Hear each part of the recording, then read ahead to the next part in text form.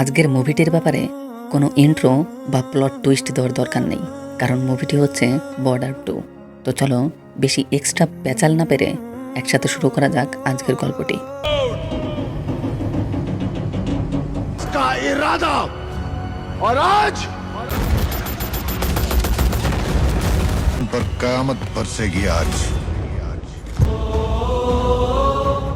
Race में तो आज तक क्या हम ये जंग जीतेंगे।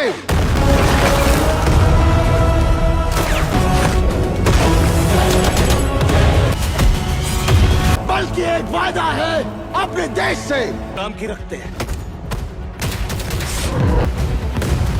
अगर उन्होंने मनव्वर तभी को फौजी हूं, वापस तो आना ही है, या तो तुझे है वो जुर्रा है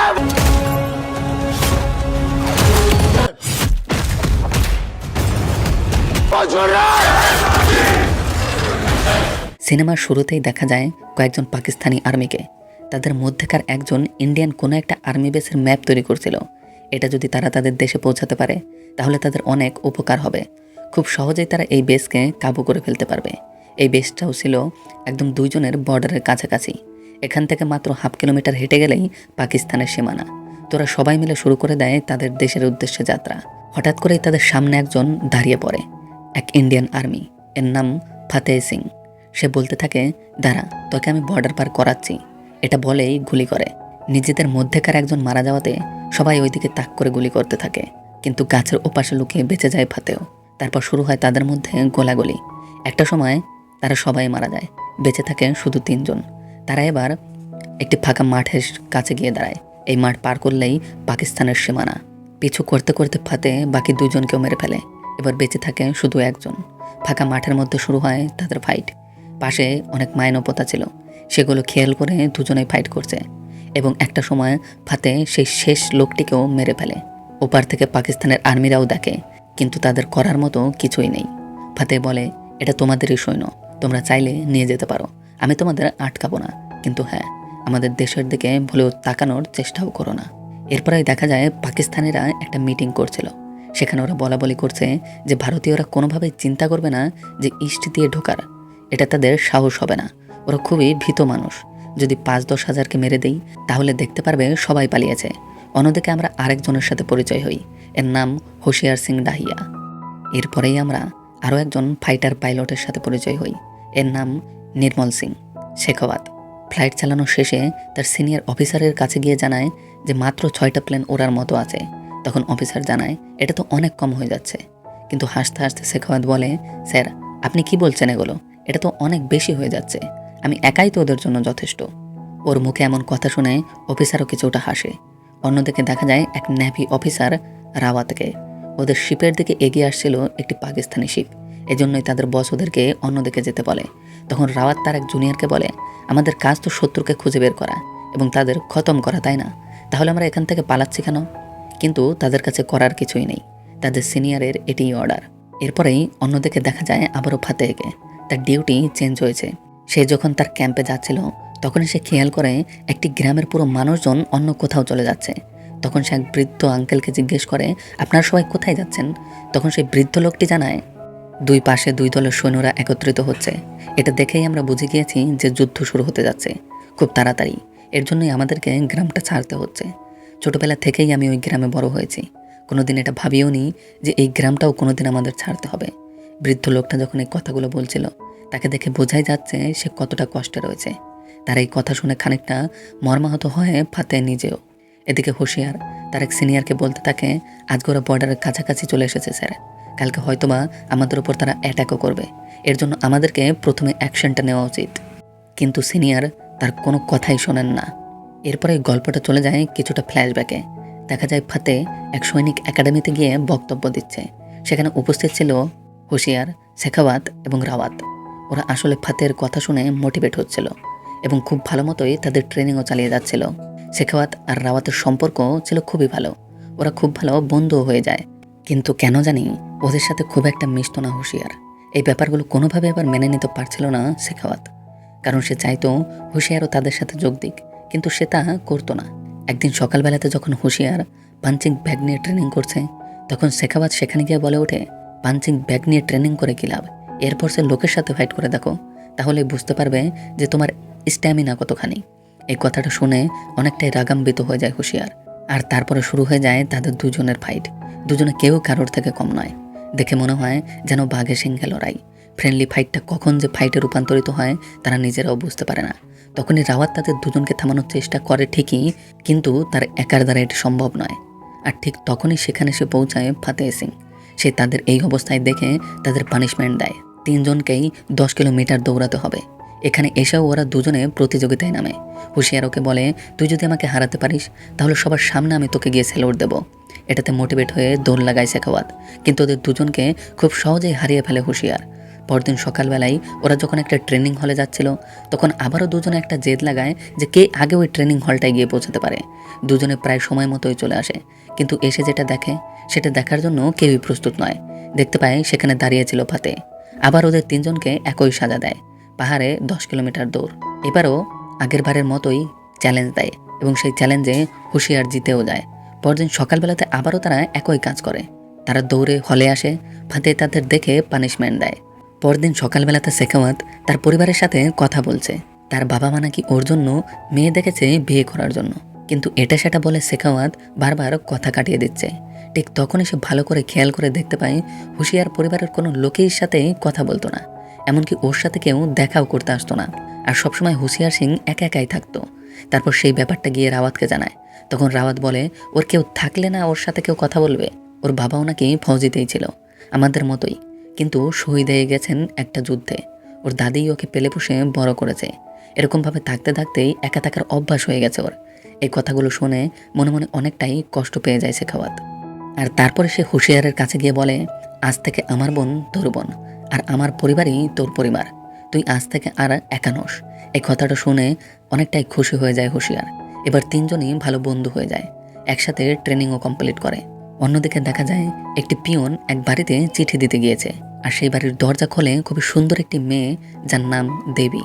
চিঠিটা কে লিখেছিল জিজ্ঞেস করতে পোস্টমাস্টার জানায়, হুঁশিয়ার তোমাকে লিখেছে। কথাটা শুনেই তো মেয়েটি অনেক খুশি হয়ে যায়। চিঠিটা নিয়ে দৌড়াতে দৌড়াতে চলে আসে তার ছোট ভাইয়ের কাছে। আসলে দেবী খুব একটা লেখাপড়া জানতো না, তাই তার ভাইকে পড়ে শোনাতে বলে। তখন তার ভাই চিঠিটা পড়ে, কিন্তু সেও অতটা শিক্ষিত নয়। চিঠিটা মরার কোনো একটা কথা লেখা ছিল। এটা তোরা ভেবেই নিয়েছিল যে হয়তোবা মারা গিয়েছে হুঁশিয়ার। এই ব্যাপারটাতে অনেকটাই মন খারাপ হয়ে যায় দেবীর। আর তার ছোট ভাইও ডাকতে চলে যায় তার বাবাকে। ফলে পরদিন সকালবেলাতেই হুঁশিয়ার যখন খাবার খাচ্ছে, তখন একজন এসে বলে, তোমার শ্বশুর তোমার সাথে দেখা করতে এসেছে। এটা শুনে তো সবাই অবাক। তারপর হুঁশিয়ার যখন সেখানে গিয়ে জানতে পারে যে আসল ঘটনাটা কি হয়েছে, হুঁশিয়ার জানায় সে তো শুধু শায়রি লিখেছিল, কিন্তু গ্রামের মানুষ এসব শায়রিটারি কি তাদের বোঝার কথা? আসলে দেবী ছিল হুঁশিয়ারের বউ। তখন শ্বশুর ওকে বলে যায়, তুমি তোমার বউকে নিয়ে আসবে, আমি আর এগুলো ঝামেলা সহ্য করতে পারবো না। এরপর রাতে 2 বন্ধু হুঁশিয়ারকে জিজ্ঞেস করে, তুই বিয়ে করেছিস? আমাদের বন্ধুত্ব 1 বছর হয়ে গিয়েছে, এখন পর্যন্ত আমাদের বলিসও নি। তখন হুঁশিয়ার জানায়, আমি তো নিজেই ঠিকঠাক জানি না। আমি যখন 7-এ পড়তাম তখন দাদি আমাকে জিজ্ঞেস করেছিল লাড্ডু খেতে যাবি কিনা। আমিও ভেবেছিলাম লাড্ডু, তাই গিয়েছি। আর পরে জানতে পারলাম আমি নিজের বিয়েরই লাড্ডু খেয়ে এসেছি। তারপরে আমি তাকে আর কখনো দেখিনি। যাই হোক, এরপরে ছুটি পেয়ে হুঁশিয়ার বাড়িতে যায়। সে বিয়ে করতেও যায় এবং তার বউকে নিয়ে সে আবারও তার নিজের বাড়িতে ফিরে আসে। সেখানে আসার পরে ওদের দুজনের মধ্যে অনেক খুনসুটি হয়। একসময় তারা একে অপরের সাথে সুন্দর সময়ও পার করে। এই পর্যায়ে জীবনটা ওরা খুব সুন্দরই এনজয় করছিল। বিয়ে তো করেছিল ছোটবেলাতে, কিন্তু এতদিন পরে দেখা হয়ে দুজনেই খুবই খুশি। এরপরে একদিন হুঁশিয়ার ও রাওয়াত চলে আসে শেখাওয়াতের বাড়িতে। সেখানে আসার পরে হুঁশিয়ারকে রাখি পরিয়ে দেয় শেখাওয়াতের বোন। তারপর সেখানে তার মাও চলে আসে এবং বলে, তোমরা ওকে একটু বোঝাও, ছেলেটাকে বিয়ের জন্য এত করে বলছি কিন্তু কিছুতেই বুঝতে চাইছে না। তখন 2 বন্ধু মিলে তার মাকে একটি বুদ্ধি দেয়। তখন তার মা ওই মেয়ের ছবিগুলো দিয়ে বলে, তুই তো চলেই যাবি তাই না, তাহলে এগুলোকে মেয়েটির বাড়িতে গিয়ে দিয়ে আসিস, কারণ তারা তাদের মেয়েকে আর তোর সাথে দেবে না। এই কথাটা যেন কোনোভাবেই হজম করতে পারে না শেখাওয়াত। তাকে কোনো একটা মেয়ে রিজেক্ট করে দিল, তা আবার না দেখেই, যার জন্যই এবার শেখাওয়াত সেই মেয়ের বাড়িতে যায়। মেয়েটির নাম মঞ্জিত, আর একেই বিয়ে করার কথা ছিল ওর। মঞ্জিতকে প্রথম দেখাতেই ভালো লেগে যায় শেখাওয়াতের। মা যখন তাদের দুজনকে একা কথা বলতে দিয়ে ভেতরে যায়, তখন শেখাওয়াত মঞ্জিতকে বলে, আপনি আমাকে না দেখে কেন বারণ করে দিয়েছেন? আমি কি দেখতে এতটাই খারাপ? তখন মঞ্জিত বলে, আমি কই আবার বারণ করলাম, আমি তো বারণ করিনি। এতে শেখাওয়াতের আর বুঝতে বাকি থাকে না যে ওর বাড়ির সবাই মিলে প্ল্যান করে ওকে এখানে পাঠিয়েছে। অবশ্য ব্যাপারটাতে দুজনে খুশিই হয়, কারণ দুজন দুজনকেই খুবই পছন্দ করে ফেলেছে। আর এরপরে তাদের দুজনের বিয়ের কার্যক্রম শুরু হয়। খুব ধুমধাম করেই ওদের দুজনের বিয়েটাও সম্পন্ন হয়। পুরো বাড়িতে খুশির মাহল। কিন্তু খুশি বেশিক্ষণ টেকে না। হঠাৎ করে রেডিওতে খবর আসে দুই দেশের মধ্যে ঝামেলা অনেক বেড়ে গিয়েছে। এজন্য সকল সৈনিকদেরই ছুটি ক্যান্সেল করা হয়েছে। যত তাড়াতাড়ি সম্ভব সবাইকেই বেসে ফিরে আসতে বলা হয়েছে।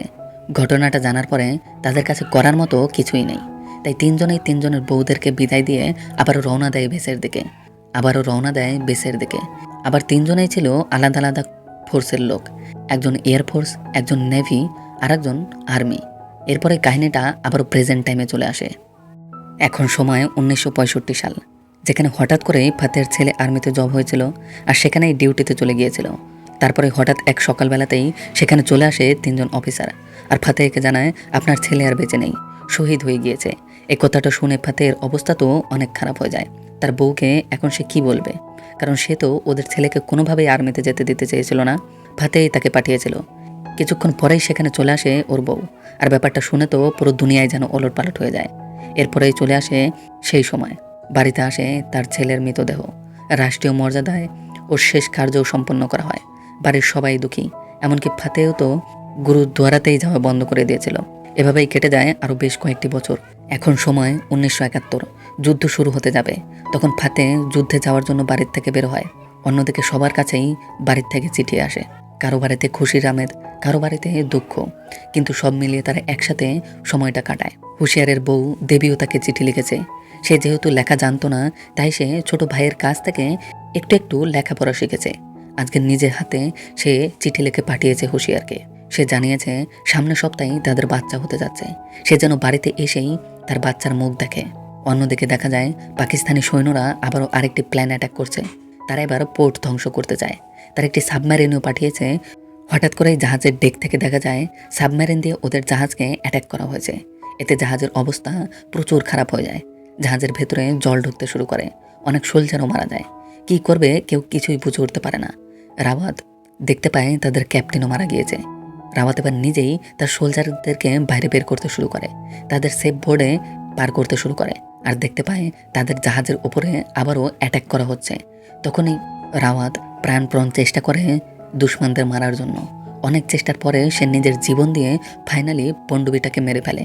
অন্যদিকে দেখা যায় পাকিস্তানি এয়ারফোর্স এবার ইন্ডিয়ান রানওয়েতে অ্যাটাক করতে যাইছে। তাদের জাহাজও চলে আসে। ঠিক সেই সময়টাতেই শেখাওয়াত তার প্লেন নিয়ে আকাশে উড়ে যায়। সে একাই বাকি শত্রুদের সাথে লড়াই করতে শুরু করে। দেখতে দেখতেই সে 4টি ফাইটার প্লেনকে একাই মেরে ফেলে, কিন্তু লাস্ট একটি বেঁচে যায়। আর তখনই তার বুকে এসে একটি গুলিও লাগে। আর দেখা যায় শেখাওয়াতের প্লেনে লাস্ট 10 রিল শুধু গুলি রয়েছে। এই গুলি কয়েকটির মধ্যেই লাস্ট প্লেনকেও তাকে মারতে হবে। তাই এবার সে রেডিও সিগন্যালে কথা বলতে থাকে পাকিস্তানি পাইলটদের সাথে। রেডিও ফ্রিকোয়েন্সি ব্যবহার করে তাদের উস্কায়। শেখাওয়াত বলে, ইন্ডিয়ান একটা পাইলটের কাছে 4টা পাইলট হারিয়েছো তোমরা, 4টা জাহাজ হারিয়েছো। এবার লাস্ট হয়ে তুমি বেঁচে পালাতে চাইছো, তারপর পুরোপুরি ঠিক থেকে। তখন পাকিস্তানি পাইলটের মাথাও যেন খারাপ হয়। সে এবার ঘুরে শেখাওয়াতকে মারার জন্য আসে। শেখাওয়াত ঠিক তখনই বুদ্ধি করে পাকিস্তানের প্লেনটাকে পুরো 10 রাউন্ড গুলি করে। আর চোখের সামনেই সেটা পুরো আগুন ধরে যায় এবং পড়ে যায় মাটিতে। এরপরেই শেখাওয়াতও তার সাথেই মারা যায়। 2 বন্ধু মারা যায়। যে খবর আবার হুঁশিয়ারের কাছে আসতো খুব একটা বেশি সময় লাগে না। রেডিওতে তার বন্ধুদের মরার খবর শুনে অনেক বেশি কষ্ট পেয়ে যায় হুঁশিয়ার সিং। কি করবে সে কিছুই বুঝে উঠতে পারে না। ওর দুনিয়া যেন ওলটপালট হয়ে গেল।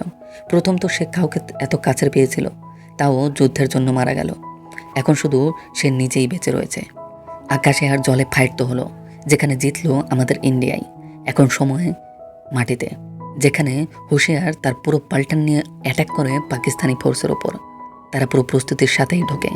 যদিও একটি ডিসঅ্যাডভান্টেজ ছিল, কারণ শত্রু ছিল হাজার হাজার, আর ওরা মাত্র 100 থেকে 150 জন।